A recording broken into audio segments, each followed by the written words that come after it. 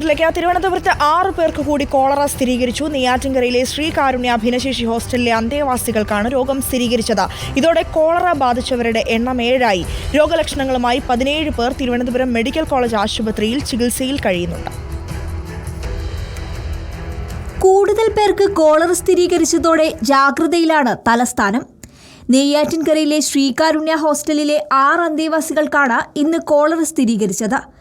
ഇതോടെ രോഗബാധിതരുടെ എണ്ണം 7ആയി. അതേസമയം 8 അന്തേവാസികൾ കൂടി കോളറ ലക്ഷണങ്ങളുമായി ചികിത്സ തേടി.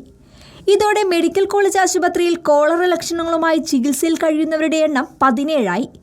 ശ്രീകാരുണ്യ ഹോസ്റ്റലിലെ 26-കാരന്റെ മരണകാരണം കോളറയാണെന്ന് സംശയിക്കുന്നുണ്ട്. അതേസമയം കോളറ ബാക്ടീരിയയുടെ ഉറവിടം കണ്ടെത്താൻ ഇതുവരെ കഴിഞ്ഞിട്ടില്ല. ഹോസ്റ്റലിലെ കുടിവെള്ളവും ഭക്ഷണവും ആരോഗ്യ വിഭാഗം പരിശോധിച്ചു. രോഗപ്രതിരോധ പ്രവർത്തനങ്ങൾ ജില്ലാ മെഡിക്കൽ ഓഫീസറുടെ നേതൃത്വത്തിൽ തുടങ്ങിയിട്ടുണ്ട്. ഹോസ്റ്റലിന്റെ പരിസര പ്രദേശങ്ങളിൽ ബോധവൽക്കരണവും ക്ലോറിനേഷനും നടത്തി. റിപ്പോർട്ടർ, തിരുവനന്തപുരം.